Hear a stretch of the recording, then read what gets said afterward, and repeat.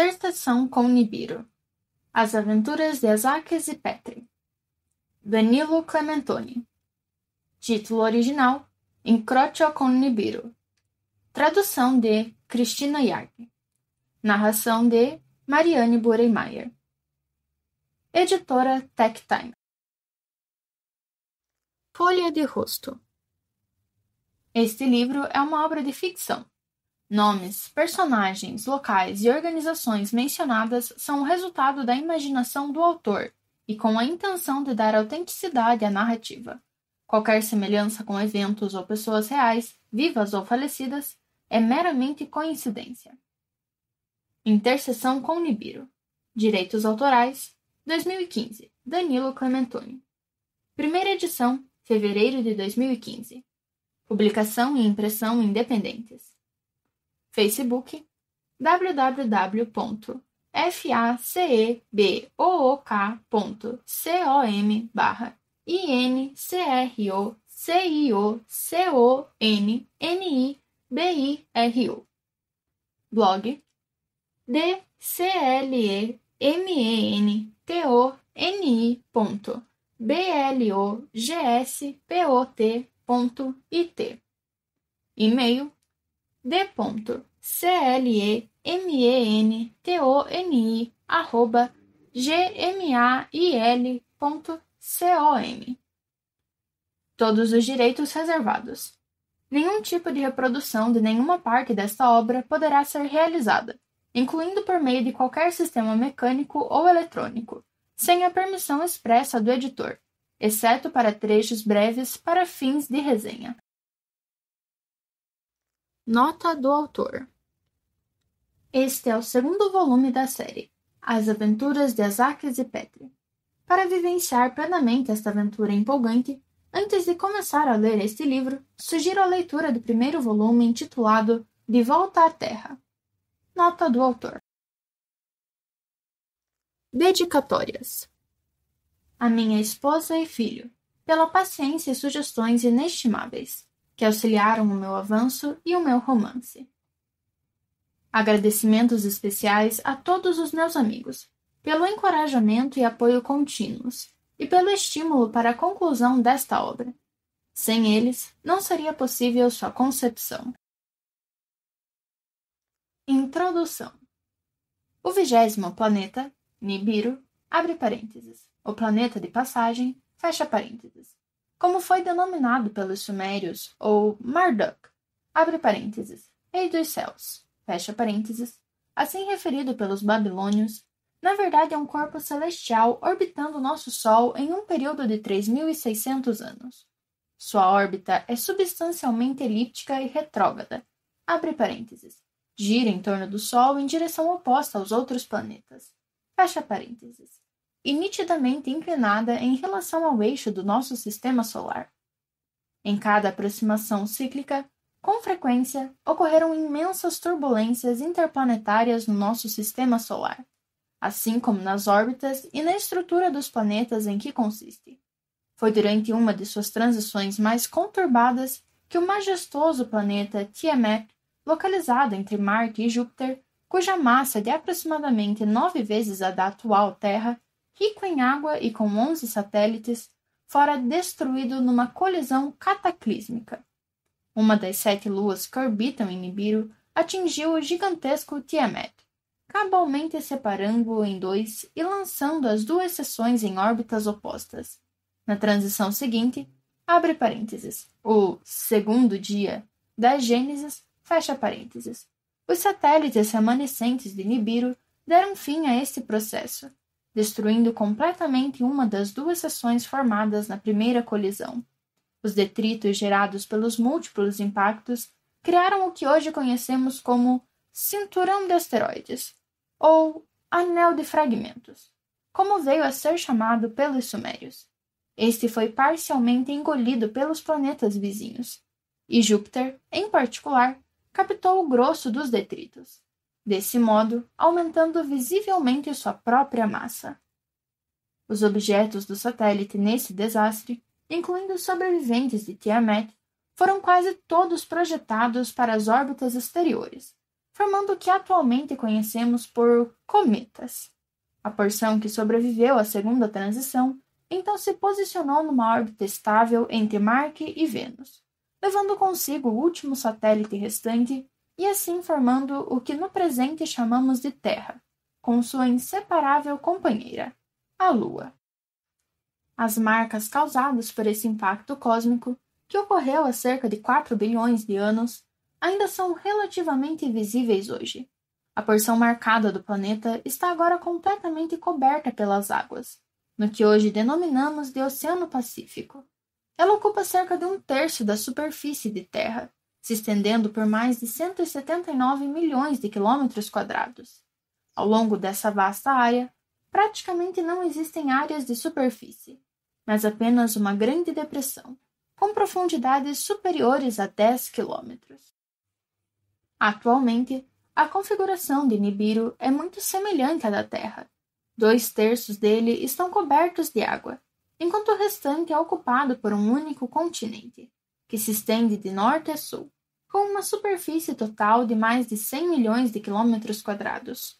Por centenas de milhares de anos, alguns de seus habitantes, aproveitando a aproximação cíclica do planeta ao nosso, nos fazem visitas sistemáticas, toda vez influenciando a cultura, o conhecimento, a tecnologia e até a própria evolução da raça humana. Nossos ancestrais se referiram a eles de muitas formas, mas talvez a que melhor os represente seja deuses. Cenário: Azaques e Petri, os dois adoráveis e inseparáveis alienígenas que protagonizam esta aventura, retornaram ao planeta Terra depois de um dos seus anos.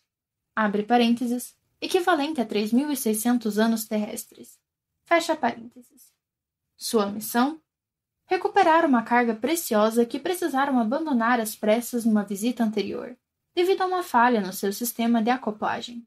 Porém, desta vez, encontraram uma população terráquea muito distinta à que deixaram antes. Hábitos, tradições, cultura, tecnologia, sistemas de comunicação, armas, tudo estava transformado. Na chegada, depararam-se com um par de terráqueos, a doutora Eliza Hunter e o coronel Jack Hudson, que se dispuseram a acolhê-los, e depois de inúmeras aventuras, lhes auxiliaram a concluir a sua delicada missão. Mas os dois alienígenas prefeririam não ter contado a seus novos amigos que seu próprio planeta, Nibiru, estava se aproximando rapidamente e, em apenas 7 dias terrestres, viria a interceptar a órbita terrestre. De acordo com os cálculos dos seus anciãos, um dos 7 satélites chegaria perto o suficiente para quase tocar o planeta, provocando uma série de mudanças climáticas, comparáveis àquelas de uma passagem prévia, que se resumir a uma definição: o Grande Dilúvio. Na primeira parte do romance De Volta à Terra, As Aventuras de Azaques e Petri, os 4 estavam dentro da sua nave imponente, a Theos, e é a partir desse ponto que retornaremos à narrativa desta nova e fantástica aventura. Astronave Theos. Nas últimas horas, o cérebro de Elisa fora atulhado por tantas informações que se sentia como uma garotinha que comera doces demais. 2 estranhos, mas adoráveis personagens, que de repente apareceram do nada, subverteram muitas certezas históricas que ela e o resto da humanidade quase sempre deram como incontestáveis. Eventos, descobertas científicas, crenças, cultos, religião e a própria evolução humana estavam prestes a serem completamente revolucionados. Notícias da descoberta de que seres de outro planeta manipularam habilmente e guiaram o desenvolvimento da humanidade desde seus primórdios teriam um impacto na sociedade como o da afirmação de que a Terra era redonda e não plana. Azaques, junto a Petri, seu amigo fiel e companheiro de viagem, estava imóvel no centro da ponte de comando, seguindo com os olhos Elisa, que estava andando nervosamente de um lado para o outro, com as mãos nos bolsos das calças largas, murmurando palavras indecifráveis. Jack, ao contrário, estava caído numa poltrona, tentando apoiar com as mãos a cabeça, que de repente pareceu incrivelmente pesada. Mas foi Jack que, depois de minutos intermináveis de silêncio, decidiu tomar as rédeas da situação. Subitamente, ficou de pé e, encarando os dois alienígenas, disse em voz firme: Se nos escolheram para essa tarefa, devem ter uma razão. Tudo o que vou dizer é que não ficarão decepcionados. Então, olhou diretamente nos olhos de Azakis e perguntou determinado: Poderiam nos mostrar uma simulação com essa sua pequena mágica? E apontou para a imagem virtual da Terra, que ainda estava girando lentamente no centro da sala. Da aproximação do seu planeta? Com prazer. Logo respondeu Azakis. Ele coletou todos os cálculos dos anciãos pelo seu implante Encon e elaborou uma representação gráfica diante deles. Esse é Nibiru, disse ele, indicando o maior planeta. E esses são seus satélites, dos quais estávamos falando. 7 corpos celestes, consideravelmente menores, estavam girando em torno do majestoso planeta a distâncias e velocidades muito diversas entre si. Azakis colocou o dedo indicador no que estava orbitando mais longe de todos e ampliou-o até ficar quase do seu tamanho. Então, muito solenemente, disse: Senhoras e senhores, permitam-me apresentar Kodan. Esta imponente massa rochosa decidiu criar muitos problemas para o seu querido planeta. Mas qual é o seu tamanho? Perguntou Elisa, intrigada, enquanto observava o globo cinzento e irregular. Digamos que é um pouco menor do que a sua lua, mas a massa é quase o dobro. Azakis fez um gesto ligeiro com a mão e o sistema solar inteiro apareceu diante deles. Com os planetas se movendo lentamente em suas respectivas órbitas, as trajetórias de cada um eram representadas por finas linhas coloridas e diversas. Esta, continuou Azakis, apontando para uma linha vermelha escura, é a trajetória que Nibiru seguirá ao se aproximar do Sol. Então ele acelerou o movimento do planeta, até estar perto da Terra, e acrescentou: E este é o ponto em que as órbitas dos dois planetas se cruzarão. Atônitos, mas prestando muita atenção, os dois terráqueos observavam a explicação que Azakis estava dando sobre o evento que, em apenas alguns dias, complicaria suas vidas e as de todos os habitantes do planeta. Em que distância Nibiru chegará até nós? Perguntou em voz baixa ao coronel. Como disse, respondeu Azakis. Nibiru não será um incômodo excessivo para vocês. É Códon que quase vai encostar na Terra e provocar muitos problemas. Ele trouxe a imagem um pouco mais perto e mostrou a simulação do satélite, no momento em que estaria no ponto mais próximo da órbita terrestre. Este será um momento de força gravitacional máxima entre os dois corpos celestes. Códon estará a apenas 200.000 quilômetros do seu planeta. Raios! Exclamou Elisa. Essa distância é praticamente uma bagatela. Na última vez, retrucou Azakis. Exatamente 2 ciclos atrás, estava a cerca de 500.000 quilômetros de distância, e todos nós sabemos o que conseguiu causar então. Sim, o famoso Grande Dilúvio. Jack estava de pé com as mãos entrelaçadas por trás das costas, balançando lentamente para frente e para trás, se erguendo levemente, primeiro nos dedos do pé e depois nos calcanhares. De repente, num tom muito sério, quebrou o silêncio. Com certeza não sou um dos maiores especialistas no assunto, mas receio que nenhuma tecnologia terrestre seria capaz de neutralizar um evento como esse. Talvez pudéssemos lançar mísseis com ogivas nucleares, supôs Elisa. Isso só acontece em filmes de ficção científica, respondeu Jack, sorrindo. E de qualquer modo, supondo que pudéssemos fazer a aterrissagem de vetores desse tipo em Códon, arriscaríamos destroçar o satélite em milhares de pedaços, provocando uma chuva mortal de meteoros. Isso realmente seria o fim de tudo. Com licença, disse Elisa para os 2 alienígenas. Não disseram antes que, em troca do nosso precioso plástico, nos ajudariam a resolver esta situação absurda? Espero que realmente tenham algumas ideias boas para ajudar-nos aqui, porque senão, estamos conversados. Petri, que estivera quieto, de braços cruzados, sorriu ligeiramente e deu um passo em direção à cena tridimensional, representada no meio da ponte. Com um rápido movimento da mão direita, desenhou um tipo de rosquinha prateada. Lhe apontou para a mesma com um indicador e moveu-a, até estar exatamente entre a terra e Codon. E então disse: Esta deve ser a solução. Tel-El Mukayar. A fuga. Na tenda do laboratório, os dois falsos beduínos que tentaram roubar o precioso conteúdo da nave auxiliar dos dois alienígenas estavam amordaçados e firmemente amarrados a um grande barril de combustível. Estavam sentados no chão, encostados no container pesado de metal, em direções opostas. Um dos assistentes da doutora ficara de guarda no lado de fora da tenda e de vez em quando olhava para dentro para vigiá-los. O mais magro, que visivelmente tinha algumas costelas partidas por causa do murro do coronel, e apesar da dor que o impedia de respirar, não parou, nem um segundo, de olhar em volta, procurando algo para libertá-lo.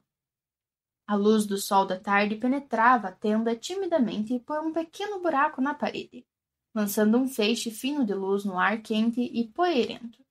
Aquele raio de luz, feito uma espada, esboçava uma pequena elipse branca no chão, que estava se movendo lentamente em direção aos dois prisioneiros.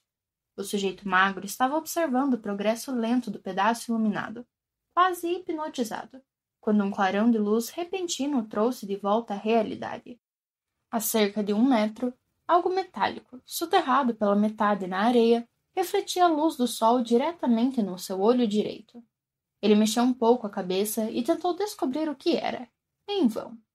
Então, tentou esticar uma perna naquela direção, mas uma terrível pontada em suas costas fez com que lembrasse do estado das costelas, e resolveu desistir.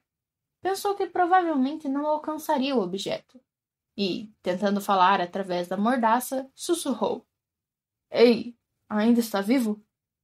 O comparsa gordo não estava em situação melhor. Depois de Petri lançá-lo pelo ar, um grande hematoma apareceu no seu joelho direito. Tinha um belo galo na testa, o ombro direito estava lhe torturando e o pulso direito estava inchado como um balão. Acho que sim. Ele respondeu em voz baixa, murmurando através da mordaça. Ainda bem. Chamei-o por um bom tempo. Estava ficando preocupado. Devo ter desmaiado. Minha cabeça está estourando. Definitivamente precisamos sair daqui, disse o sujeito magro com determinação. Mas como você está? Algo quebrado? Devo ter algumas costelas partidas, mas me viro. Como deixamos nos pegarem assim de surpresa? Não importa agora. Aconteceu o que aconteceu. Vamos tentar ficar livres. Olhe para a sua esquerda, onde o raio da luz do dia aparece.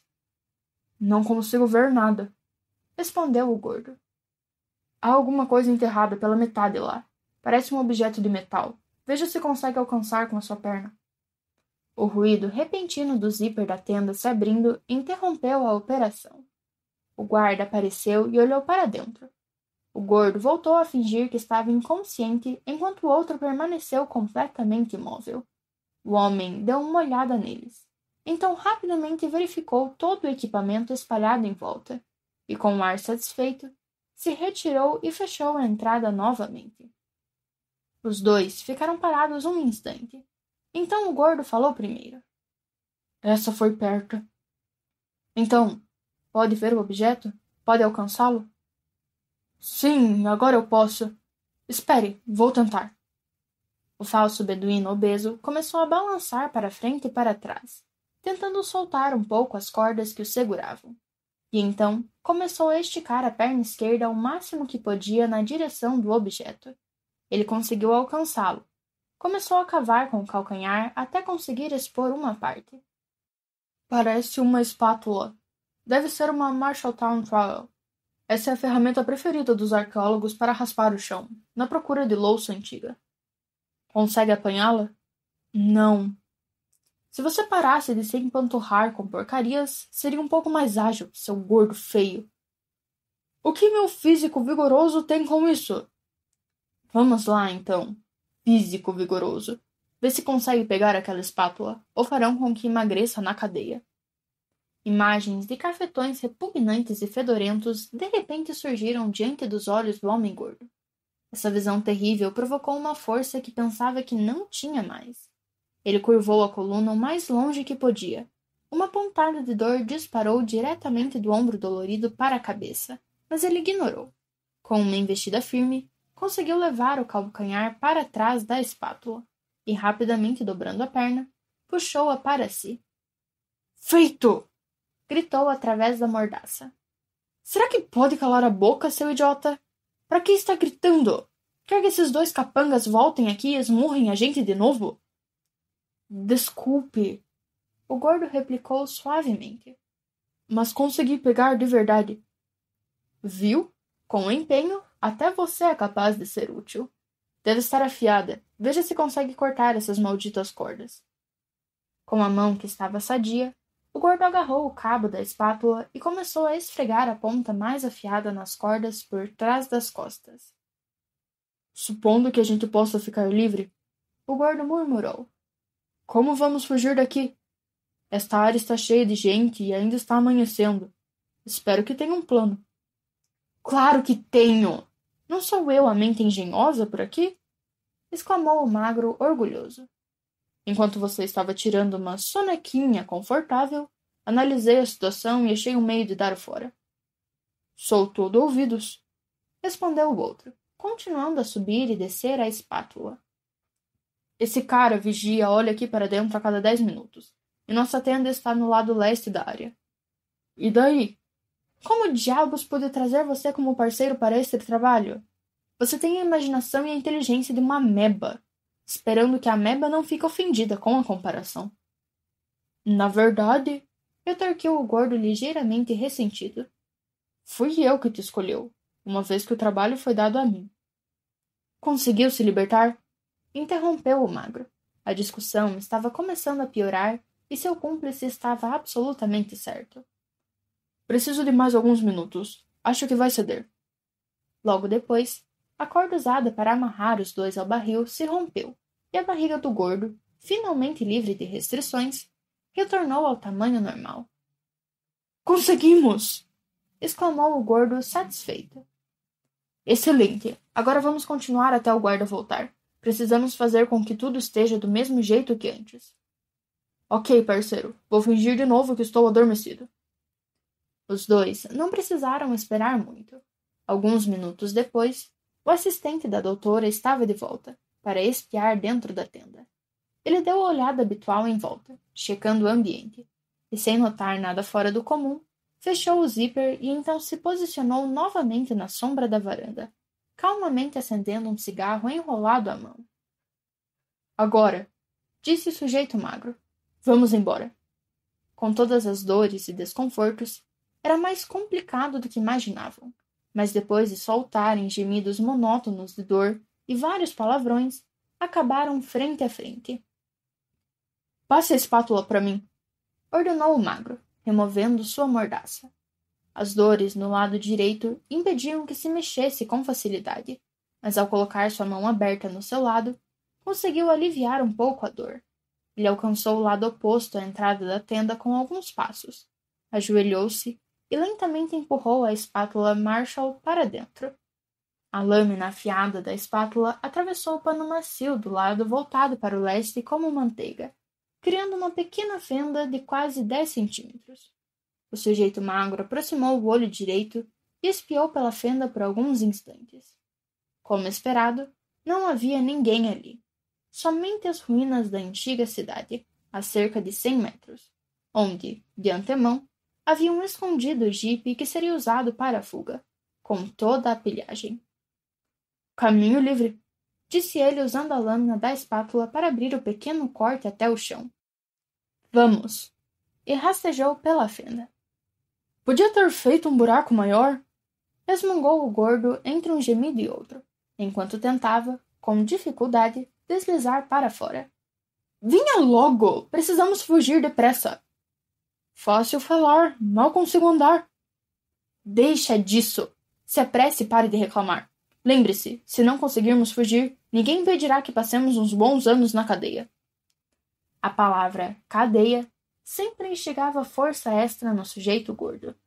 Ele não falou mais nada, e sofrendo em silêncio, seguiu o companheiro, que se arrastava furtivamente em direção às ruínas. Foi o estrondo de um motor à distância que despertou suspeitas do homem da vigia. Olhou para o cigarro agora apagado, então atirou-o para longe com um gesto rápido. Determinado, ele passou para dentro da tenda, mas mal podia acreditar no que via. Os 2 prisioneiros fugiram. A corda fora deixada de qualquer jeito perto do barril de combustível. Um pouco mais adiante estavam os 2 pedaços de pano que usaram como mordaças e na parede no fim da tenda, um rasgão que ia até o chão. Ethan! Pessoal!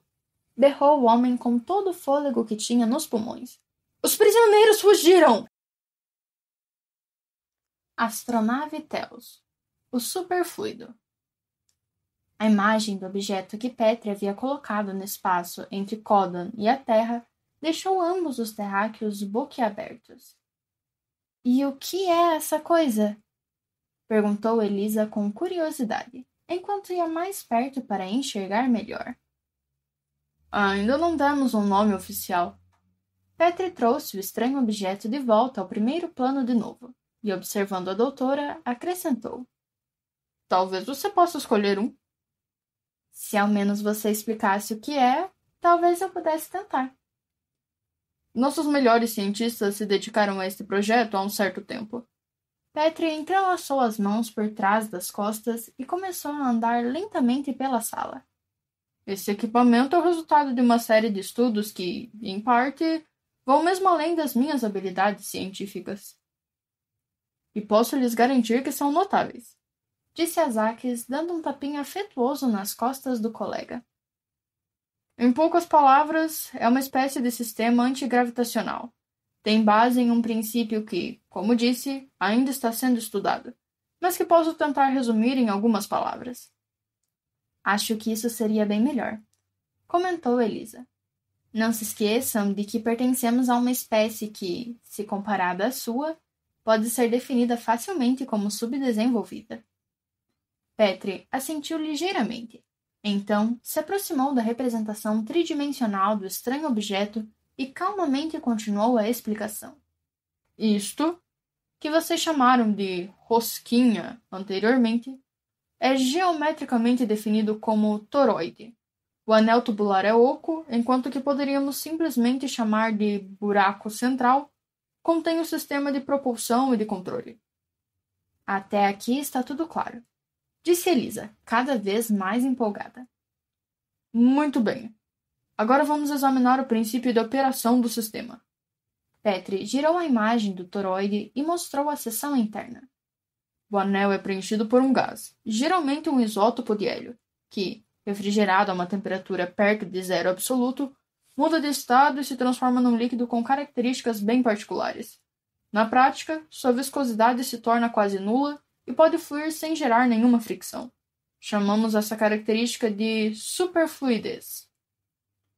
Agora estou ficando um pouco perdida, disse Elisa, lamentando.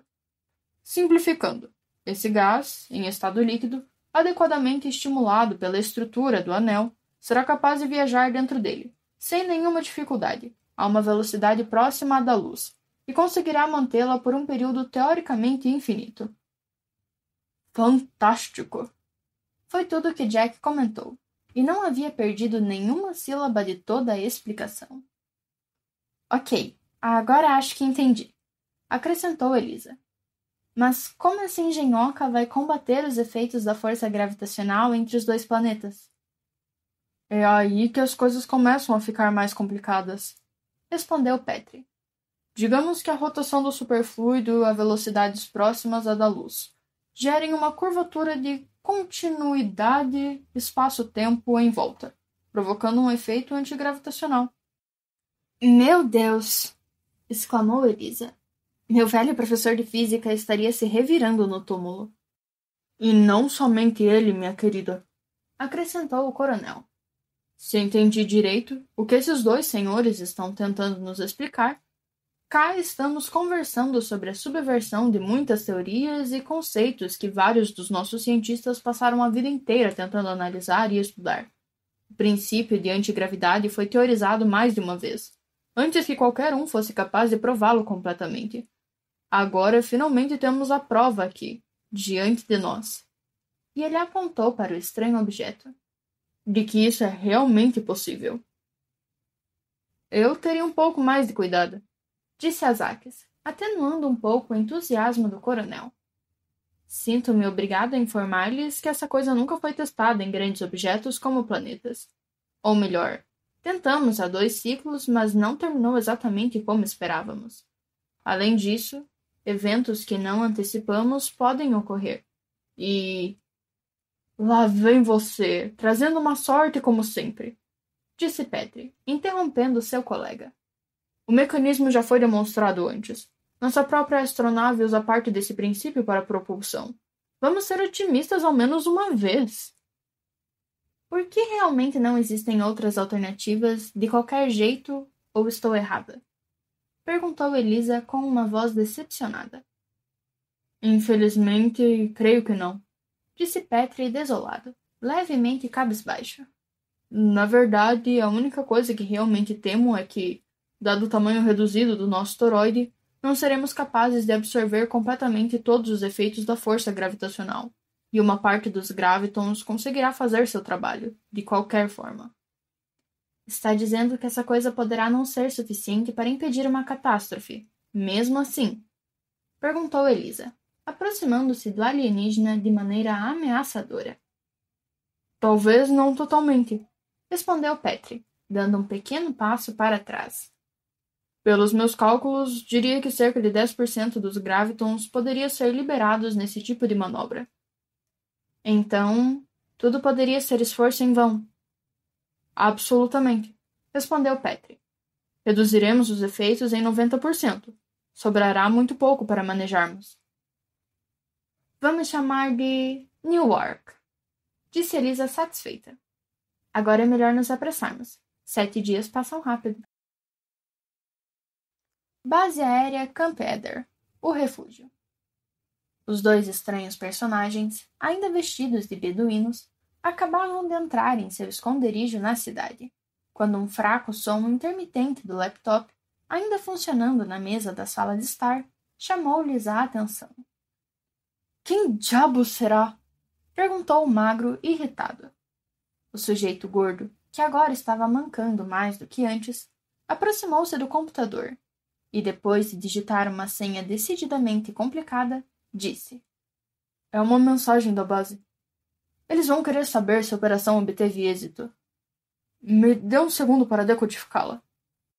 Uma série de símbolos ininteligíveis apareceu na tela. Então, depois de digitar uma combinação de códigos em sequência, a mensagem começou a aparecer lentamente. General capturado levado à base aérea Camp Eder. Requer operação imediata de resgate. Santo Deus! Exclamou o gordo. Eles já sabem. Como diabos conseguiram? Bem, eles definitivamente têm mais ligações diretas do que nós. Não deixam escapar nada. E o que esperam que a gente faça? Não sei. Apenas diz aqui que devemos ir libertá-lo. Vestidos assim? Não acho uma boa ideia, de modo algum. O sujeito alto e magro puxou uma cadeira da mesa, girou a 90 graus e então, balbuciando uma série de gemidos intermitentes, caiu nela. Só faltava essa! Ele recostou um cotovelo na superfície polida e olhou distraidamente pela janela à sua frente. Notou que as janelas estavam realmente encardidas, e a que estava à direita tinha uma rachadura que percorria quase todo o comprimento. De repente, levantou os olhos para o companheiro, e com um sorrisinho sardônico disse: Acabo de ter uma ideia. Eu sabia. Conheço esse olhar. Vá pegar o primeiro kit de primeiros socorros e me deixe dar uma olhada nesse galo que você tem na cabeça. Para ser sincero, estou mais preocupado com meu pulso. Queria saber se está quebrado. Não se preocupe, vou tratá-lo para você. Eu queria ser veterinário quando era garoto.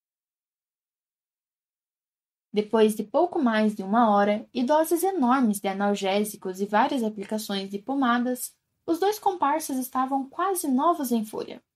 Depois de se olhar no espelho pendurado na parede perto da porta de entrada, o magro disse com um sorriso: "Agora podemos ir." E passou para o quarto. Ele apareceu de novo logo depois, segurando 2 uniformes militares norte-americanos passados a ferro. "Onde conseguiu?" perguntou o gordo surpreso. "São parte do kit de emergência que trouxe comigo. Nunca se sabe." "Você é totalmente maluco," disse o gordo, sacudindo a cabeça ligeiramente. "E o que devemos fazer?" "Este é o plano," disse o magro, com um ar satisfeito, jogando para o colega o tamanho extra grande. "Você será o general Richard Wright, diretor de uma agência ultra-secreta do governo, que ninguém conhece." "Obviamente, se é ultra-secreta. E você?" "Serei seu braço direito. Coronel Oliver Morris. A seu serviço, senhor." "Então sou seu superior. Gosto disso." "Mas não se acostume muito, ok?" disse o sujeito magro, erguendo o dedo indicador. "E esses são nossos documentos, com nossos distintivos." "Caramba! Parecem reais." "E isso não é tudo, meu velho." E mostrou ao outro uma folha de papel timbrado, assinada pelo coronel Jack Hudson. "Essa é a solicitação oficial de transferência de prisioneiros para um local seguro." "Onde raios conseguiu isso?" "Imprimi mais cedo, enquanto você estava no banho. Pensou que era o único mago dos computadores." "Estou impressionado. É até melhor que o original." "Vamos entrar na base militar e deixar que entreguem o general. Se eles se oporem, podemos dizer a eles para contatar diretamente o coronel Hudson. Não acho que celulares funcionam no espaço." E ambos deram muitas gargalhadas. Por volta de 1 hora depois, quando o sol se escondia por trás de uma duna alta de areia, um jipe militar, levando um coronel e um general em uniformes de gala, parou na entrada da base aérea de Iman Ali, ou Camp Eder, como os americanos a rebatizaram durante a Guerra do Iraque. 2 militares, armados até os dentes, saíram da guarita blindada e se moveram rapidamente em direção ao veículo. 2 outros, à distância, mantinham a visão nos passageiros. "Boa noite, coronel," disse o soldado mais próximo, dando uma elegante saudação militar. "Posso ver seus documentos e do general, por favor?" O coronel magro e alto, que estava sentado ao volante, não disse nada. Ele tirou um envelope amarelo do bolso interno da jaqueta e entregou ao soldado. Este levou algum tempo lendo e apontou a lanterna nos rostos dos 2 algumas vezes. O general visivelmente sentiu uma gota de suor que, a partir do galo em sua testa, começava a escorrer lentamente pelo nariz, indo cair no 3º botão da sua jaqueta, que estava absurdamente tesa pela força do enorme estômago por debaixo. "Coronel Morris e General White," disse o militar, novamente apontando a lanterna no rosto do coronel. "Wright! General Wright!" respondeu o coronel magrelo num tom irritado. "Qual é o problema, sargento? Não sabe ler?" O sargento, que pronunciara o sobrenome do general incorretamente de propósito, sorriu ligeiramente e disse: "Arranjarei para que alguém os acompanhe. Sigam esses homens." E com um aceno, ordenou aos 2 militares para os levarem à prisão. O coronel ligou devagar o motor do jipe. Ainda não havia andado uns 12 metros quando ouviu um grito. "Pare, senhor!" O sangue gelou nas veias dos 2 ocupantes do veículo. Permaneceram imóveis por longos momentos, até a voz continuar dizendo: "Esqueceram seus documentos." O corpulento general deu um suspiro de alívio tão grande que todos os botões do seu uniforme quase estouraram. "Obrigado, sargento," disse o homem magro, estendendo a mão ao soldado. "Estou envelhecendo mais cedo que pensei." Eles partiram de novo no jipe e seguiram os 2 soldados, que, prosseguindo em ritmo acelerado, rapidamente os levaram à entrada de um edifício baixo e definitivamente desgastado. O soldado mais jovem bateu na enorme porta e entrou sem esperar resposta.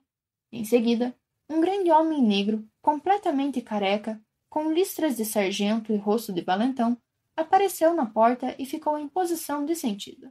fez uma saudação e disse: General, coronel, entrem, por favor. Os 2 oficiais saudaram em resposta, e tentando ignorar as várias dores que começavam a reaparecer, entraram na grande sala. Sargento, disse o sujeito magro com determinação. Temos aqui uma ordem escrita do coronel Hudson nos autorizando a levar o general Campbell. E entregou ao outro o envelope amarelo. O enorme sargento abriu e ficou lendo o conteúdo. Então, olhando fixamente com olhos penetrantes e escuros os do coronel, proferiu. Terei de verificar. Prossiga, respondeu o oficial tranquilamente. O enorme homem negro tirou outra folha de papel de uma gaveta na mesa e comparou-a cuidadosamente com a que estava em sua mão. Olhou de novo para o coronel e, sem mostrar emoção, acrescentou. A assinatura é a mesma. Importa-se se eu ligar para ele? É seu dever. Mas vamos ser rápidos, por favor. Já perdemos muito tempo. Respondeu o coronel magrelo, fingindo estar prestes a perder a paciência. De nenhum modo assustado, o sargento lentamente levou a mão ao bolso do uniforme e tirou seu celular. Digitou um número e esperou. Os 2 oficiais prenderam a respiração até o militar. Depois apertaram um botão no celular, comentar laconicamente. Fora de alcance. Então, sargento, vamos andando? Exclamou o oficial num tom mais autoritário que antes. Não podemos ficar aqui a noite toda. Vá e traga o general. O enorme sargento ordenou a um dos soldados que acompanhara os 2 oficiais. Após alguns minutos, um homem completamente calvo, com um enorme bigode e sobrancelhas cinzentas e 2 pequenos olhos brilhantes, apareceu na porta atrás do sargento. Usava o uniforme de general, mas faltava uma das estrelas de ordenança no ombro direito. Estava algemado e atrás dele o soldado de há pouco o mantinha na mira. O general deu um salto ao ver os 2 oficiais e então, adivinhando o plano, permaneceu quieto e tentou parecer tão triste quanto podia. Obrigado, soldado, disse o coronel magricelo, retirando sua bereta M9 do cobre. Agora levaremos esse patife. Astronave Theos. Plano de ação.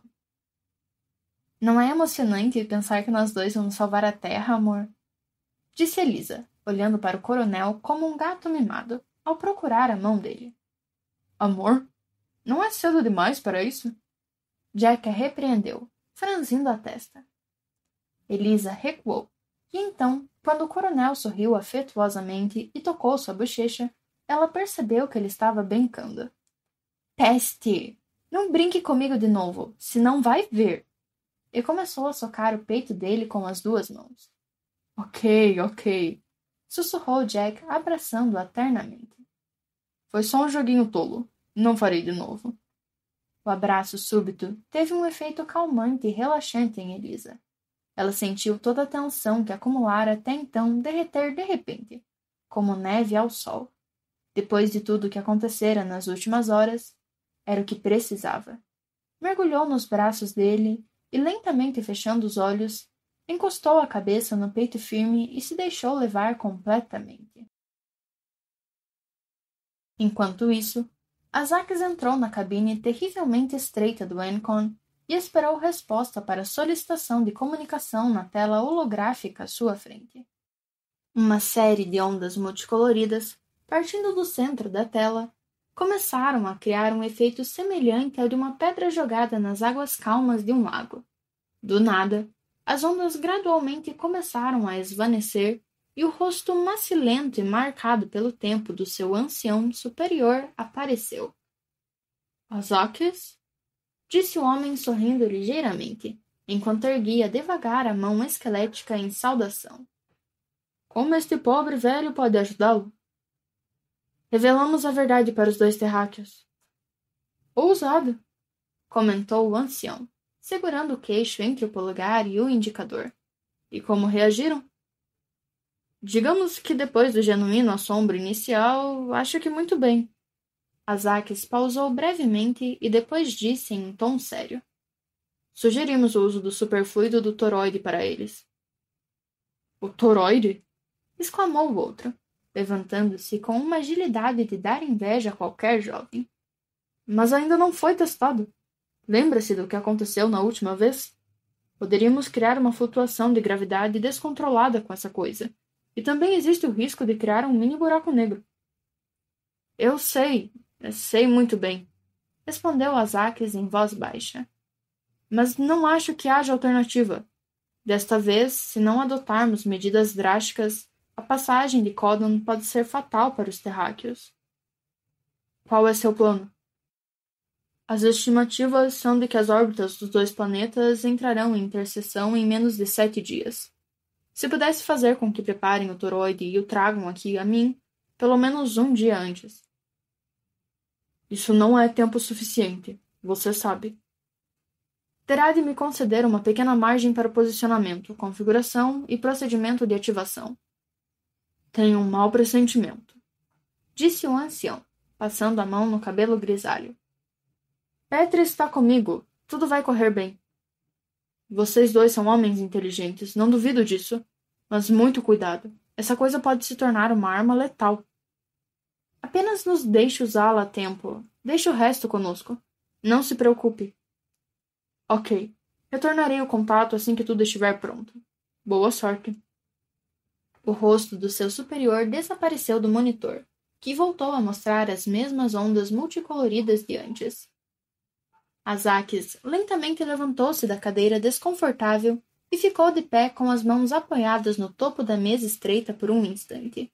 Milhares de pensamentos inundavam sua mente, enquanto um tremor ligeiro percorria suas costas. Teve a nítida sensação de que estavam prestes a entrar num mar de desgraças. Zack! Exclamou seu colega de aventuras animadamente, quando viu emergir da cabine do Encon. O que o velho disse? Azakis se espreguiçou e então respondeu calmamente. Ele nos deu a sua autorização. Se tudo correr como planejado, teremos o toroide, ou melhor, Newark, 1 dia antes das órbitas dos planetas entrarem em interseção. Tomara que a gente consiga. Não será fácil configurar essa coisa em tão pouco tempo. Está preocupado com o quê, meu amigo? Replicou Azakis com um leve sorriso. Na pior das hipóteses, apenas abriremos uma distorção no espaço-tempo. Ela engolirá a Terra, Codon, Nibiru e todos os outros satélites de uma vez. Os 2 terráqueos, que estavam a pouca distância e que não haviam perdido uma única palavra dessa conversa, estavam petrificados. O que está falando? Elisa conseguiu dizer precipitadamente, enquanto olhava horrorizada. Uma distorção no espaço-tempo? Engolir? Está dizendo que se esse plano não funcionar, geraremos a destruição do nosso e do seu povo? Bem, há uma pequena chance, comentou Azakis discretamente. Uma pequena chance? E diz isso com esse olhar calmo e sereno. Deve ser maluco. E nós, mais que vocês. Acalme-se, querida, interveio Jack, segurando-a pelos ombros e olhando diretamente em seus olhos. Eles são mais inteligentes e mais preparados do que nós. Se decidiram seguir esse caminho, não podemos fazer nada a não ser apoiá-los e dar toda a ajuda que pudermos. A doutora deu um longo suspiro e então disse. Preciso sentar. Tivemos muitas emoções hoje. Se continuarem assim, vão me matar. Jack tomou-a pelo braço e a levou para a poltrona mais próxima. Elisa caiu nela como um peso morto, com um gemido fraco. Talvez tenhamos reduzido demais a porcentagem de oxigênio na atmosfera. Azakis murmurou para seu colega. Tentei fazer com que fosse compatível para todos nós e para evitar de usar aqueles terríveis respiradores. Sei disso, amigo, mas receio que eles estejam sendo afetados excessivamente por isso. Ok, mudarei a mistura. Podemos nos adaptar mais facilmente. O coronel, porém, não parecia afetado de maneira alguma e estava de bom humor, mais do que nunca. Ação e risos eram seu ganha-pão e sentia-se perfeitamente à vontade em situações como esta. Bem, exclamou, enquanto se posicionava logo abaixo da imagem tridimensional do Newark, que ainda estava erguida majestosamente no meio da sala. Essa coisa pode salvar a todos nós ou levar-nos à absoluta destruição. Uma análise sucinta, mas válida, comentou Azakias. Neste momento, disse o coronel num tom sério e com uma voz grave. Creio que chegou a hora de avisar o resto do planeta sobre a catástrofe iminente. E como pensa em fazer isso? Perguntou Elisa da poltrona. Vamos pegar o telefone, chamar o presidente dos Estados Unidos e dizer: Olá, senhor presidente. Sabia que estamos na companhia de 2 alienígenas que nos disseram que, em alguns dias, um planeta vai se aproximar e nos varrer da face da Terra? No mínimo, ele pedirá um rastreamento da ligação, chamará alguém para nos apanhar e nos levar para um manicômio. Respondeu Jack, sorrindo. Mas você não tem um sistema de comunicação global, como o nosso GCS? Petri perguntou ao coronel intrigado. GCS? O que quer dizer? É um sistema de comunicação geral, capaz de memorizar e disseminar informações em uma escala planetária. Nós todos podemos acessá-lo, em níveis variados, por meio de um ENCON, um sistema neural implantado diretamente nos nossos cérebros, quando nascemos. Legal! Exclamou Elisa, surpresa. Então continuou dizendo. Na verdade, temos um sistema desse tipo. Chama-se Internet, mas não estamos nem perto do seu nível. E não seria possível usar a sua Internet para mandar uma mensagem para o planeta inteiro? Perguntou Petri, curioso. Bem, não é tão simples assim, respondeu Elisa. Poderíamos inserir informações no sistema, mandar mensagens para grupos de pessoas, talvez até um vídeo curto e tentar disseminá-lo o máximo possível. Mas ninguém acreditaria em nós, e certamente não chegaria a todos. Ela pensou alguns segundos e então acrescentou. Acho que o único jeito seria com a boa e velha televisão. Televisão? Questionou Azakias. Então, virando-se para Petri, ele disse. Por acaso esse não seria o sistema que usamos para receber imagens e filmes quando estávamos na rota até aqui? Acho que sim, Zack. E dizendo isso, começou a mexer numa série de comandos no console central. Depois de alguns segundos, trouxe algumas das sequências que haviam gravado anteriormente para a tela gigante. É disso que estava falando? Uma infinidade de filmes de todo tipo começou a aparecer em rápida sucessão. Comerciais, noticiários, partidas de futebol e até filmes em preto e branco com Humphrey Bogart. Mas é a Casablanca! Exclamou Elisa admirada. Onde conseguiu tudo isso? Suas transmissões também irradiam para o espaço, respondeu Petri tranquilamente. Tivemos que trabalhar um pouco no nosso sistema de recepção, mas no fim conseguimos recebê-las. Foi graças a elas, acrescentou Azakias, que conseguimos aprender a sua linguagem. E mais algumas bem mais complicadas, comentou tristemente Petri. Quase fiquei doído com todos aqueles desenhinhos. Porém, interveio o coronel abruptamente. Estávamos falando exatamente sobre isso, mas não acho que seja a melhor solução. Perdoe-me, Jack, interveio Elisa. Não acha que seria melhor, antes de tudo, avisar seus superiores no Elsat? Afinal, a não ser que eu não tenha entendido, ninguém mais além do próprio presidente dos Estados Unidos está no topo dessa organização. Correto? E como sabe de tudo isso? Contestou o coronel, atônito. Bem, até mesmo eu tenho as minhas fontes, disse Elisa, maliciosamente afastando uma mecha de cabelo que caíra em sua bochecha direita. As suas mulheres também agem assim? Perguntou Jack, abordando os 2 alienígenas que estavam observando a cena, impressionados. Meu querido amigo, as mulheres são iguais em todo o universo, respondeu Azakias sorrindo. No entanto, continuou o coronel depois de arriscar a piada. Acho que está absolutamente certa. Precisamos de uma instituição confiável para transmitir notícias tão sérias e preocupantes. Só estou um pouco apreensivo quanto às infiltrações externas que envolveram o general Campbell e os 2 sujeitos que nos atacaram. O general, na verdade, era meu superior direto, mas aparentemente ele é corrupto e traidor. Afinal, precisamos dar esse telefonema sobre o qual estávamos brincando? Respondeu a doutora. Parece absurdo, mas talvez seja a única solução. Nova York, Ilha de Manhattan.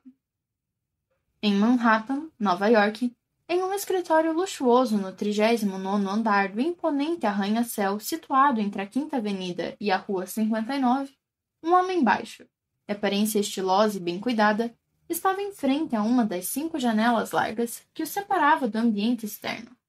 Vestia um terno cinza escuro, certamente italiano, uma vistosa gravata vermelha e tinha o cabelo grisalho, macio e penteado para trás. Seus olhos profundos e escuros olhavam para além do vidro da janela, na direção do Parque Central, examinando sua magnificência, que, praticamente, logo abaixo de seus pés, se estendia por 4 quilômetros de comprimento e 800 metros de largura, representando um espaço verde inestimável, fonte de oxigênio e recreação para os quase 2 milhões de habitantes da ilha. Senhor senador, com licença? Disse um homenzinho calvo, com o rosto sem expressão, que batia timidamente na elegante porta de madeira escura laqueada. Ao lado, uma pequena placa dourada com letras negras em itálico anunciava: Senador Jonathan Preston. Sim? Respondeu o homem, sem se virar. Há uma comunicação criptografada de vídeo à sua espera. Ok, receberei aqui. Feche a porta ao sair. O homem caminhou lentamente até a elegante mesa escura e sentou-se na cadeira de couro negro macio. Com um gesto automático, tocou o nó da gravata, colocou o receptor na orelha direita e apertou um pequeno botão cinza sob a mesa. Um monitor semi-transparente começou a descer do teto com um leve chiado, até assentar suavemente sobre a mesa. Ele tocou a tela e o rosto largo do General Campbell apareceu. General, percebo com satisfação que não é mais um hóspede do Serviço Penitenciário da Nação. Senador, como vai? Queria agradecê-lo, primeiramente, pela rápida e eficiente operação de resgate. Acho que todo o crédito é dos 2 indivíduos que estou vendo atrás de você. Por instinto, o general se virou e viu o sujeito gordo e seu cúmplice, tentando aparecer na webcam, como o público faz quando há multidões por trás de um jornalista fazendo uma transmissão ao vivo na TV. Ele encolheu um pouco os ombros e continuou dizendo: Eles não são exatamente os mais brilhantes, mas são muito eficientes para certos tipos de trabalho. Então, agora conte-me tudo. Seu relatório deveria estar em minha mesa mais de 12 horas atrás. Vamos dizer que eu estive um pouco ocupado recentemente, respondeu ironicamente o general.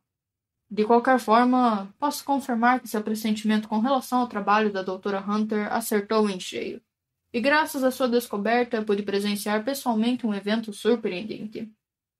O general fez uma breve pausa, esperando que a curiosidade do outro aumentasse, e então acrescentou: Senador, eu não sei como, mas a descoberta da doutora do famigerado vaso com conteúdo precioso de alguma forma deve ter ativado um sistema que atraiu para o nosso planeta nada menos que... E parou, ciente de que o que diria seria um pouco difícil de aceitar. Então tomou um grande fôlego e, sem hesitar mais, anunciou solenemente: Uma astronave alienígena. O oficial tentou manter os olhos fixos no monitor, buscando sinais de espanto no rosto do senador. Mas este nem piscou. Simplesmente apoiou o cotovelo na madeira escura da mesa e, segurando o queixo entre o polegar e o indicador, começou a alisá-lo suavemente. Continuou a fazer isso por alguns segundos e então simplesmente declarou: Então eles estão de volta. O general não pôde deixar de arregalar os olhos surpreso. Então Preston já sabia tudo sobre os alienígenas. Como era possível? O senador levantou-se vagarosamente da cadeira confortável e, entrelaçando as mãos por trás das costas, começou a andar ao redor da mesa em círculos. O general e os 2 assistentes não ousaram dizer uma palavra. Limitaram-se a trocar olhares duvidosos e esperar pacientemente. De repente, Preston voltou à sua mesa, pôs ambas as mãos nela e, olhando direto nos olhos do general, disse: Vocês tinham um drone. Por favor, me diga que conseguiram filmar essa astronave. O general se virou, procurando desesperadamente uma resposta afirmativa da dupla. O sujeito magro sorriu com desdém e, estufando o peito com orgulho, anunciou satisfeito. Certamente, senador. Mais de uma vez. Enviarei imediatamente.